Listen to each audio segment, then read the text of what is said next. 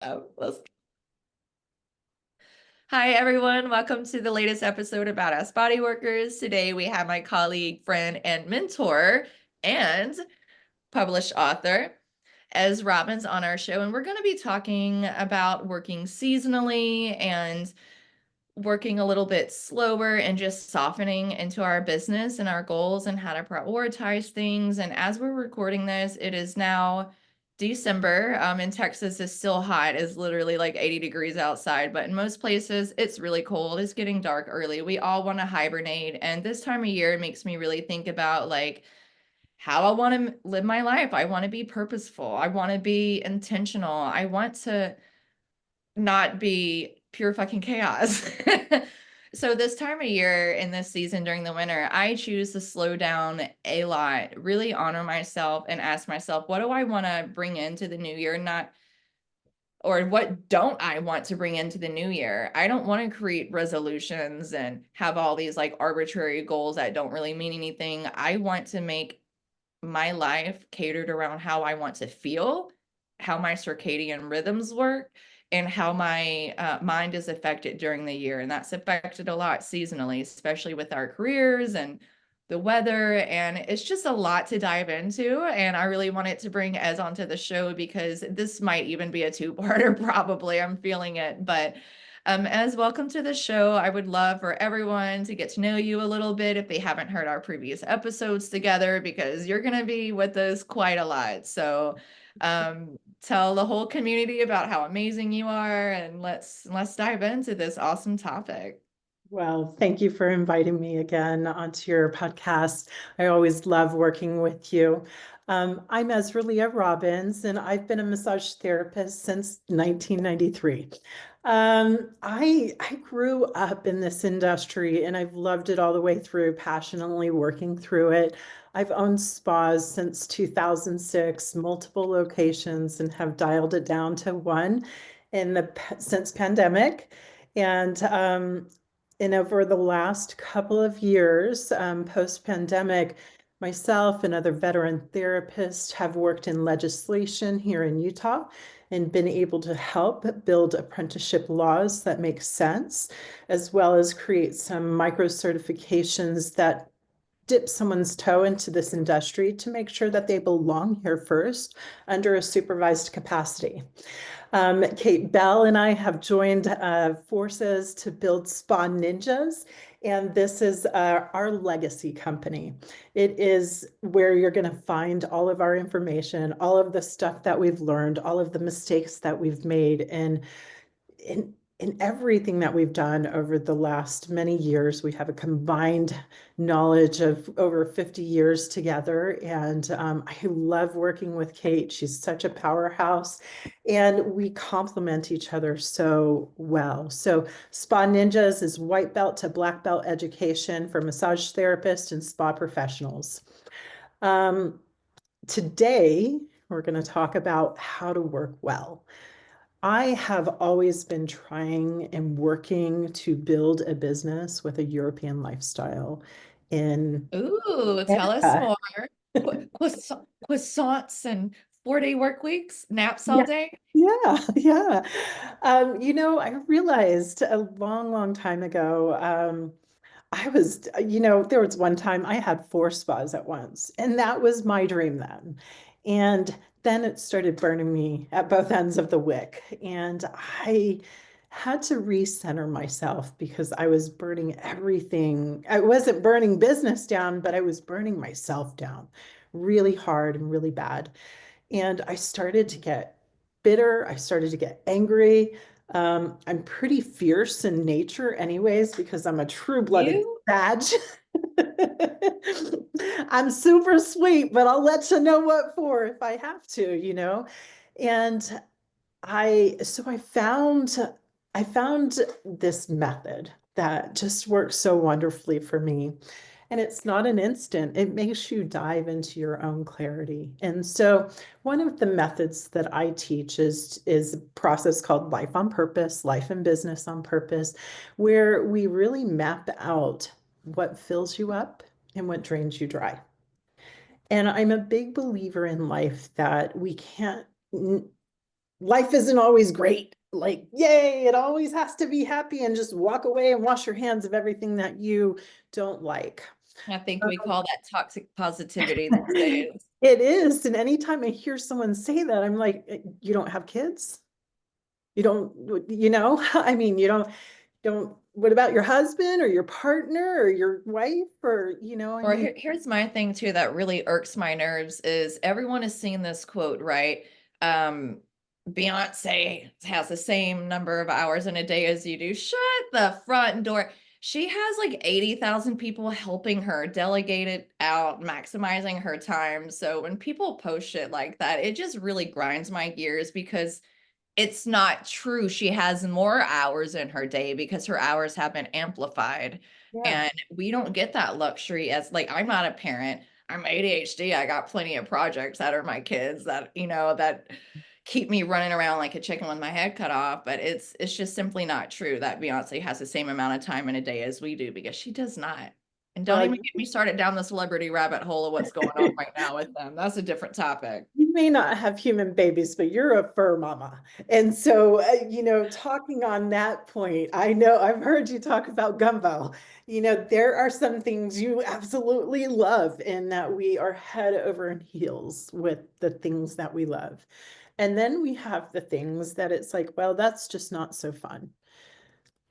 That just comes with you. I Okay. call those black holes and asteroids. And so for me, it's like, I don't like changing dirty diapers, but I love my baby, I don't ever want to have to sit in a hospital with someone. That sucks. But I love it. We took care of my grandmother for 13 years till she passed. The last 2 years absolutely sucked, but I wouldn't have been anywhere else. And so sometimes we have to hold on to the hard things.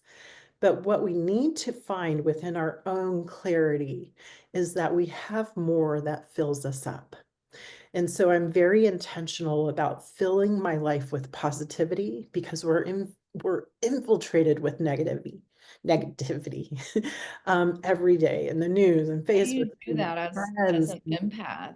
Like most of us listening to this episode, it's like we're just it's not just about the stuff we put in our bodies, it's the stuff we're tuning into, it's the influencers we're listening to, the news channels we're watching. How do you as an empath just like turn it off? And Because the me people as an around us. ADHD, like I feel like I need constant stimulation, and I think that's why I'm so obsessed with all the celebrity shit right now is because it like gives me something to kind of have a guilty pleasure. But like how do we just like turn it off? It feels impossible. Well, it's not impossible. And I think when we're feeling so scattered in multiple directions, it's a perfect time to just sit down. We're chasing dopamine highs, right? What is just making me feel better? And we all catch ourselves. Anyone that has had a Facebook is like, oh, I'm gonna scroll 3 hours later. And we don't know why. And we're like, but I hate it. I constantly take Facebook off my phone because I just don't even want it there. And then I have to re-put it down because I do like to go into the conversations, mostly BadAss Bodyworkers to have conversations, but I love the rich conversations that we're able to catch in our community. I just don't want to get caught in a scroll. And so I start to remove stuff or put limitations around stuff that just kind of are automatically catching me. And I note them for myself and I try to find other things that will fill them up. So the best thing that I start with is I really like to start with natural rhythms and natural functions. And you teach about seasonality. And this is where this concept or this podcast populated is because we were talking about seasonality and natural rhythms of life. And when we go into the winter, I am ready to put a blanket around my shoulders, lay in bed. In fact, I was like, can I do this from bed? Hold on, Yeah. I'm not getting the right angle. Hold on. I needed to fix it just so I didn't look like I had a double chin the whole time. Uh, I'm in a hobbit closet underneath my stairs. I just have a Zoom background. I Like who love knows? it. I love that those are the pleasures we have today. So what we need to do is concentrate on how we naturally function. And so the first thing, and I know I've asked you these questions, and on our mentoring group, I really broached this with everyone of saying, okay, let's look at if in your perfect world, your sleeping patterns, how when you wake up and you're like, oh, that was the best. What was those time frames? For my husband, his sleep is from like 8 to 4 a.m., 8 p.m. to 4 a.m. And yeah, I'm like, oh God, I can't even think about falling asleep. But that's his natural rhythm. And then he loves to work from like 6:30 to 2:30, and then he's done. And he pops out of bed like he's just, let's go, like a little jumping jack. For Yeah. me, don't talk to me for 2 hours. I am having my coffee. Shh, it's quiet time. And I have taught my children that. I need to just be quiet, just to kind of come around and wake. And my sleeping patterns tend to be a little bit later. I love, about 10:30 till somewhere about 6:30 is my favorite time. So we all That's have about me too. different rhythms, right? When in my earlier days, I didn't wake up till like 9:30, and I loved that rhythm. Well, And that's the thing about the chronotypes too. If you've never heard of the chronotypes, look it up. There's four main ones. I'm the bear.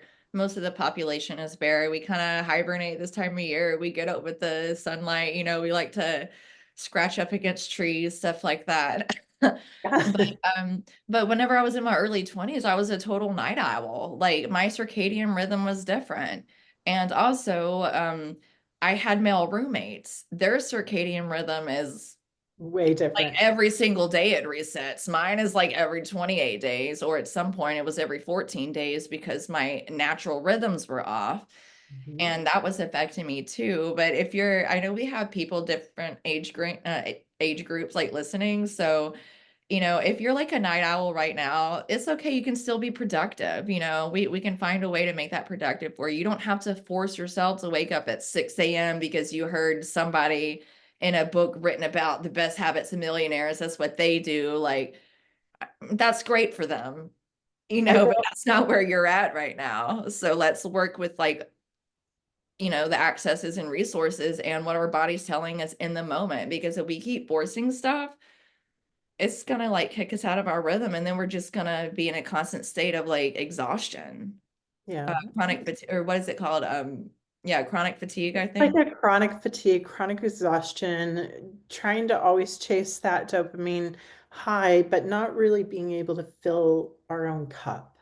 And I think America is in this just really bad habit that it's driven towards high drive and individuality. And one thing, having been raised, my grandmother was Filipino and Spanish. And so I'm raised around a concept, more European concepts of that the more community you have, the greater your resources and the greater your stability. Because with many people living in a house, it makes all the bills go down, with people helping with stuff. It kind of it all many hands make light work is what it really goes down to the concept. And that's just not what is taught or known here in America, I found. Yeah, hustle culture is a pandemic of its own. It's so glorified. It's so worn as a badge of honor. And then people wonder why the fuck they're stressed out, or they wonder why their businesses are not taking off, or they're just like, it's that constant lottery, that dopamine. And there's some influencers out there who are like hustle, hustle, hustle, hustle. And it's like, no, slow the fuck down, because busyness is making us even busier, more exhausted. It's just this never ending hamster wheel. And then you wonder why people who were so excited and passionate about their job, they're getting burned out and they just don't care anymore, or they've just given up, or they think they've lost passion for it. How many times a week do we see these threads online? It's a little disheartening, and it doesn't have to be that way. Well, and I would also say everyone's hustle is different and Mm. it's at different times in life. Like you said, we're I'm speaking. like the road runner. I'm like the Tasmanian devil. That's my hustle. I don't know There's what so your many hustle looks times like. I've been in it, like I'm gearing to go. I built my first two businesses between I think 11 o'clock and 2 a.m. in the morning. And when I was in my 30s, because that was the time I had and in when my kid was in bed. And so I think it just depends on what is your hustle and where are you at. There's been times in my life I've had very high drive, and then I'm happy to go that way. I'm like, let's go. And then there's other times in my life, like now, I'm turning 50 this year and or actually this month. Um, and I am like, you know what? It's time to reset again. I feel my rhythms and I feel myself and my body just yearning for something else. And so now I'll go back towards my own program and I will remap my life. And I do this about every year. I'll remap what is filling me up and what's draining me dry because our dreams get to evolve. And I've been so blessed to have big dreams and to be able to see them through, and then the dream will come to a close. And then we have to pivot to a new creation.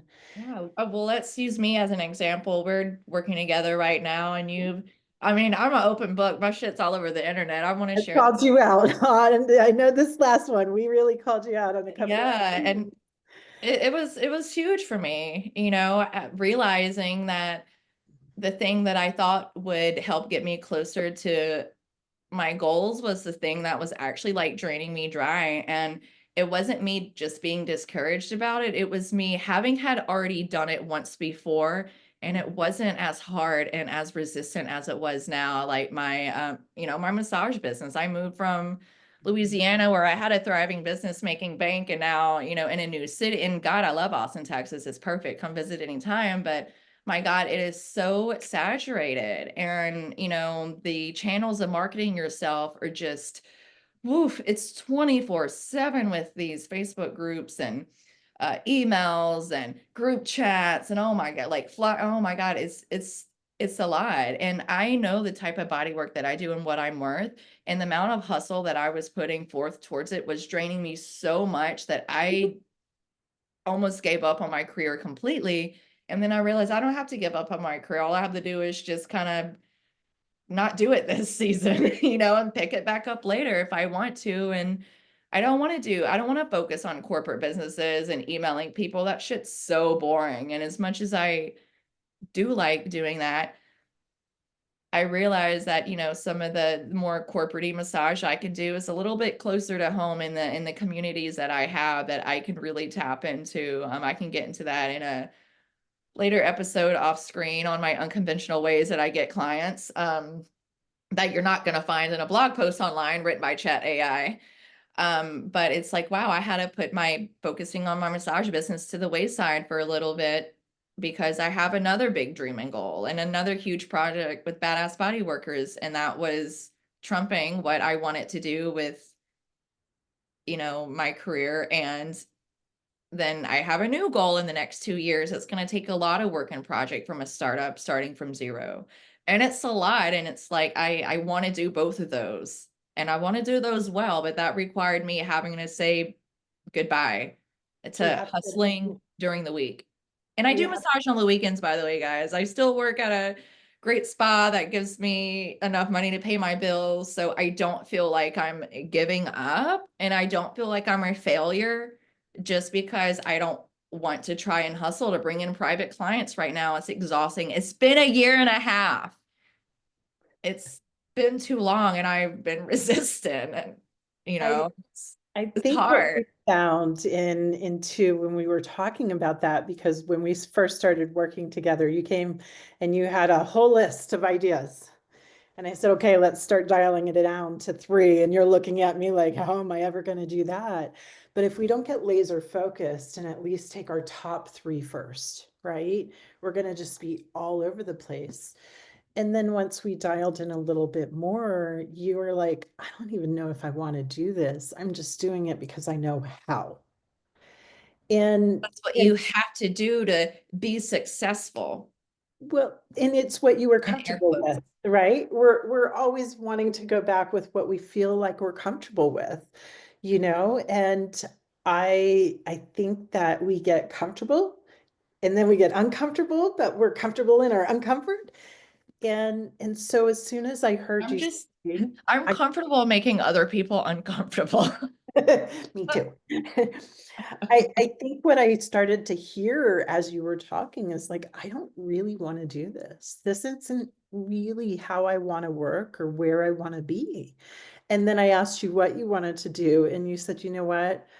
I want to grow badass body workers. I want to be able to build those coaching programs or the places that I find interest. And you were able to really start dialing into a different zone of you. And then you said, I don't want to work with the general public anymore. I want to work with other therapists that need my help. And then that's where we were able to more begin to focus you down onto where are you going? Where are you going in 2025?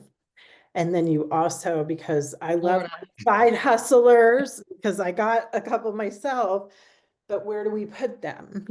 And so you have your tea truck dream, which begins to meld hand in hand with what you really are envisioning for yourself in the future. And I'm thinking like if I'm gonna be in a career where I have to adjust stuff seasonally, like I could have way more fun with it, especially with my love of pop culture and doing different themes and stuff. And, but like, I don't know, I just kind of felt like, what's that term? It's a sunken cost. That's the term I'm looking for. I felt like it was a sunken cost, just Yeah. like, people who know if you're listening right now, if you know you need to quit your job or get a divorce, like, hello, don't stay in a toxic situation just because you put work and effort and years into it. It is not worth it, and sometimes it's also worth looking lazy to other people because I know the outcomes that I'm working for, and I really don't care if somebody wants to call me lazy. I was sitting my ass on my couch for literally 6 hours the other day, but guess what? While I was talking to my roommate about this. He's outside working out, doing all kinds of stuff, moving. I am literally like on the heaviest day of my cycle, spending the entire day absolutely sobbing, like completely sobbing because I had a meltdown. Mhm. But I'm also like posting Amazon reviews and taking videos and content and clearing out the storage on my phone and uploading all of my videos and content to cloud so my virtual assistant can create reels out of it. So I was actually like, I got down to inbox zero. I was extremely productive sitting my ass on the couch and not doing anything that would have looked productive to someone else. But somebody would have walked in and just saw me just chilling on my pajamas with my vibration plate, like eating ice cream and playing on my phone. They would have thought I was having the worst day ever, but I was like mentally unloading or digitally unloading all the stuff I needed to get off my device. That way I can start the year off, you know, being more organized, and that helps me with the foundation because sometimes like my biggest problem I think is that we've been working with it too is I like to start at step 20, not at step 1. So it's like I know the steps. I just don't know what order to put them in because my brain doesn't work that way. I'm too ADHD. So like how do one even begin to prioritize like what they would possibly want to focus on, you know? Well, that's why we do life on purpose, literally. And this will be the first time I do it digitally. So we're working on the digital format, but live in person, what we do is we have 5 colors of sticky notes, and each color represents a different category of your life. And we will walk you through. Um, I always start with our personal life because why do we do anything but for our personal life and those around us that we love? It's the whole I purpose. schedule all of my events first, all the stuff that I want to do, and then I let work know when I'm available. Exactly. I learned that the hard way before, not having like any social life and feeling like I was just, why work for 40 hours a week for someone else and get benefits in a social life when you can work 80 hours a week for free for yourself and not do anything at all? And then you're like, give me a job, please structure me just so I have money. I think when we dial in, when we get rid of the noise, and that's a big part of it, is get rid of the noise, plan on at least once a year, 6 months, if you really, every 6 months, if you want to be on top of it. But clear stuff out. Spend a day just deleting all the old emails that have been there for years that, Sit on your couch in your pajamas and just yeah. literally detox. I wrote down in our notes actually, there's a term in case anybody has not heard it. It's called attention residue. And the definition of that is the self-imposed reduction of cognitive capacity. So you're producing worse work and it's more exhausting. Oh my God, that is me. That Mhm. is me. And I feel like my attention is so just, I don't know, it's so spread out in so many places. And then I have a million people messaging me, like not just online from BadAss Body Workers, but my family and friends and personal life and about, work stuff. And it's like, woo, this is a lot. I don't know who to get to first, who to prioritize. So that attention residue is making our brain way, way more foggy, Mhm. and I'm like, Yeah, those how do I ones turn on the floodlights? the How do things that hang in my brain at night when I'm going to sleep. Oh my gosh, that I drives love me that. crazy. I love that analogy. That's so cool. Hang up your brain. You do, and a lot of times I'm a big journaler. So I'll write stuff out, or I'll dump stuff, or I'll transcribe stuff and put reminders. Say, Siri, remind me that in the morning at 9 a.m. I need to do this, and remember it. So I can just pull it off my brain. Now, I do think writing for me is the best way over verbally or texting, but just putting it somewhere where I can come back to it and kind of hanging it up for the night so that I can just rest. So I don't have them with me right here at my desk to show you, but I'll send you a pic later or show people online in another video. But I just got these pack of blank journals online and I just decorated the front of them to compartmentalize them. I have one for abundance and gratitude because, we all need more of that. I have one for just my brain dump and all my crazy ideas. I don't know if y'all want to see the inside of that one. That one's fucking wild. Then I have my astrology one and just I write about my readings and when I pull a card and stuff, and then I have one about like my I labeled it big big big big feelings. And I have that book too. I probably need like a part two on that one soon, but I feel like compartmentalizing my journaling has helped out a lot too because I'll look through some of my journals and I have some good stuff in it that I rip out and then I just throw the rest in the fire. And I'm like, oh, maybe I just need to like write about different things in different journals and not just have one main one. And that's helped me out a little bit too. But I do like the sticky note idea. I don't think my roommate could handle that around the house though. Well, it is only for a moment. I be able to handle that. What we do is we kind of take it's done on a mapping. And the mapping at the top, we basically put love. I love this. It lights me up. But does it make me money? Is it neutral? Or do I spend money on it? Oh And God. and then Oh we God. We haven't talked about this in our coaching. no, we haven't. That's why we're doing the class. And then we have where things just flow through. It's all right. And then we have the things we just don't like. And so the sticky note starts out on this base mapping of first, does it fill you up or does it start draining you dry? Does it make you money? Is it neutral or do you spend money on it? And when I do this with people and they do all of their sticky notes, we start with personal, you first, how you really like to sleep, how you like to live your life. Then we move to family. Then we move to business. Then we do marketing stuff. And so we split it up into sections and then you can see it all by the sticky notes, what color is becoming very apparent. And my first mapping was overlaid with stickies. I had so many going on. It was like crazy. Did you do the strings in between and like It could have been like, I was not trying to Sherlock Holmes though. I was just trying to fill me up. Does it drain me dry? And then what happens from there is I pull it down and we begin prioritizing what's in your stickies. Again, with I don't think that you can get rid of everything that's draining you. You can't leave a kid in a dirty diaper. It doesn't work that way. If I like you, you are not going to leave your parent or your grandparent suffering, as they're going through it too. I just don't, I believe in that humanity first and being human and being in love with our people first. And so we're not going to be able to let go of everything, but we look at it and we say, okay, is it time for me to let go of because it's no longer mine to hold? Can I delegate it or am I going to choose to hold on to that? At least for right now. Oof. Yeah. And that's okay because sometimes we have to, right? And then we move through your mapping that you've done on your own personal life. And you get to look at, do I have more that fills me up than draining me dry? And when I first did my mapping, I had a whole bunch down here. I was just a river of drain going out. My bucket had holes all over the place. And then slowly I started plugging the bucket.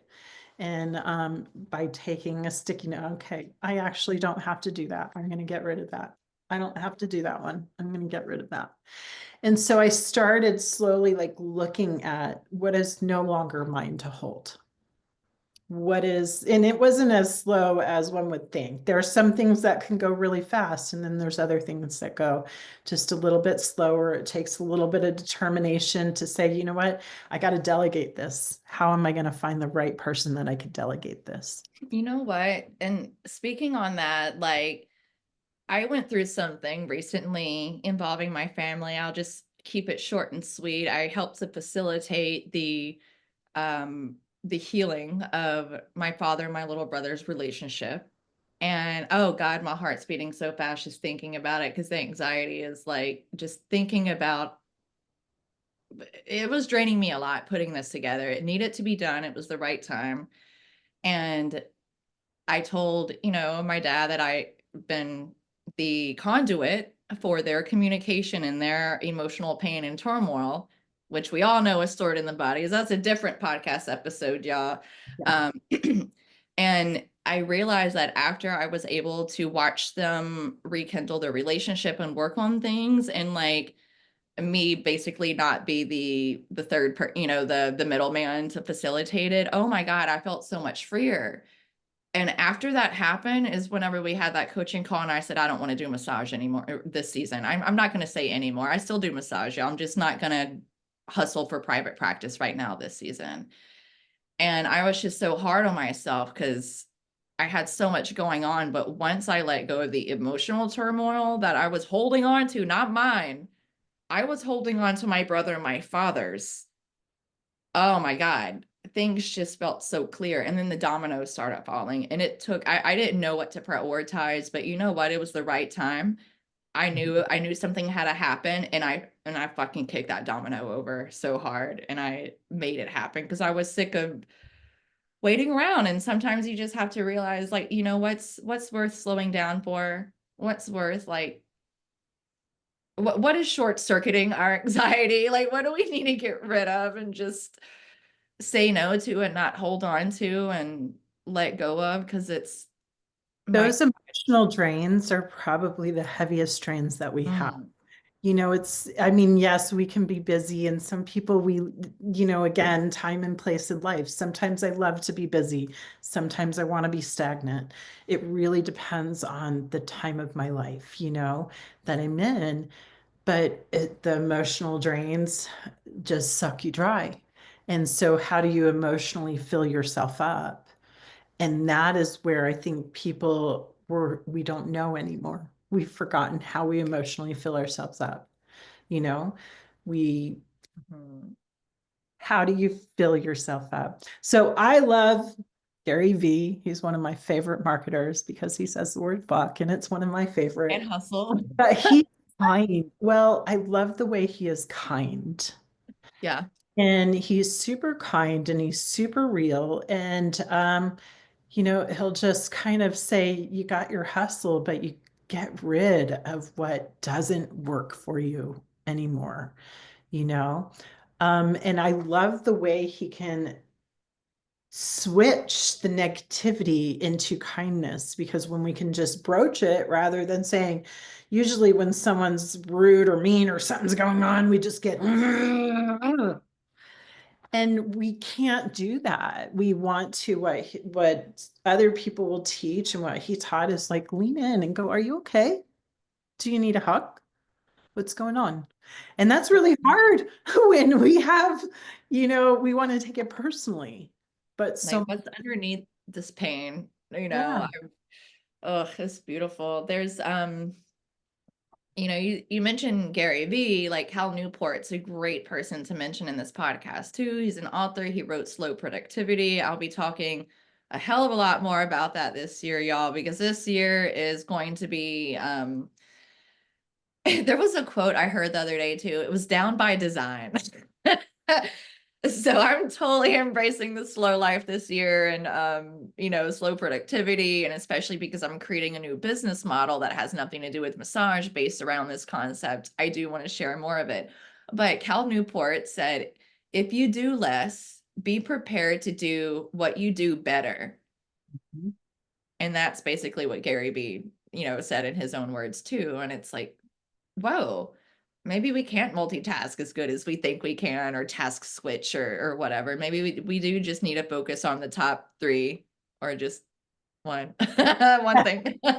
Well, one thing at a time, right? But we can usually do three focuses really well, one at a time. So like in my program, I task you guys choose three things, three tasks, three projects. Let's focus on those. Then we can move whatever else is in that line up to the front after those are done. Because doing 10 at once, you may move one margin this much, the next margin this much, and the next, Yeah. it starts going down the more projects that you have until you kind of loop back around and you have the bandwidth. But when we get rid of our emotional heavy burdens, I don't know if you've noticed this, but I have, and Kate said something. She goes, I've noticed Rebecca has been very dialed in and more focused, a lot more Oh, that's focused such a lately. compliment. And so, and just with different postings and different ways you've been communicating, I've noticed that too, is that by relieving what's not working for you, you're actually becoming much more productive and you're because instead of being a shotgun effect, you're getting very laser. I And think one thing that helped me too was, so I have like a ton of projects like every ADHD person does. So I wrote all those down, like basically what's making me money. There's one of my coaches helped me with this exercise with all my projects and income streams. It's a quadrant. It's like I forget exactly what they were, but it was passive income, active income, reoccurring income. We could talk about that in a different episode. We got millions of episodes coming. But I wrote down my income streams and I'm like, okay, which one of these like could totally be on autopilot, and how much time is it realistically going to take me? For example, I have a class up on Skillshare. I teach art too, but it was live for 2 months, and then they emailed me and they're like, hey, there's a lesson in here that needs to be redone, or you need to add this, and I just never went back and added it. That could have, what the fuck am I doing? That could be making me money on the back burners. So I wrote down those projects, and I started to make sure that I completed those all the way through, because I am very much like the type of person to struggle with starting a project but not completing it. So I'm like, which one of these projects are like easy just to go ahead and complete and get done? Like, it's not a lot. I just have to literally block 2 hours off in my Google Calendar, and that's all I had to do. So feeling the sense of accomplishment that I finished something that I had been working on for a while that could be making me money. I was like, wow, it felt good to finally like get all these designs up online. And who knows if people will purchase them, but at least they're there. At least I got it out of my brain. At least I did it. At least I can see if it's going to be fruitful this year, but I'm not spending all my time and effort worried about if it's, you It's not know, hanging out there anymore, yeah, it's wait. not hanging out there. I hung my brain up on it. Yeah, yeah. And that's called catching the low-hanging fruit too. We all have low-hanging fruit somewhere. And so it's catching that. Oftentimes I've found with massage therapists is because we're such givers, um, we want to help people feel better. That's a lot of this industry, to feel better in your body and feel better in your soul. And yet we sometimes are the biggest culprits of not creating self-care and self-wellness for ourselves. And so a lot of it is going back to just what you said, is finding that low-hanging fruit, but what are the residuals that I can do that support my life so I could still do what I love? So after we do all the mind mapping with the post-it notes, what next? After like brain dumping, then you're like, oh So shit, how do I possibly even begin to prioritize scheduling this out? Like, we go that's where I run away. We go into the schedules after that. So, and the schedules are usually where everyone's like, as you're hurting my brain. So buckle up and get ready. But once it's done, it's fantastic.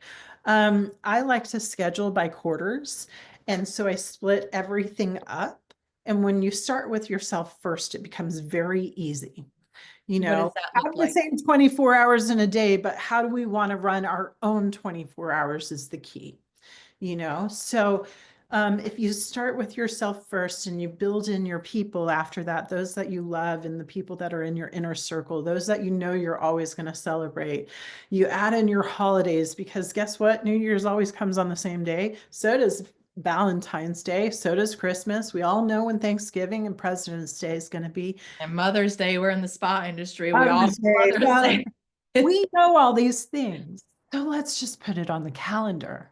And so then I break it down by quarters and then we go to each month. And I was able to do this with a client in 30 minutes, her full quarter of marketing for 2025 by asking a series of questions. You know, do you have any birthdays? Are there any major holidays? What's one thing you would love to focus on? Great, January's done. February. Do you have any birthdays, anniversaries, major holidays? So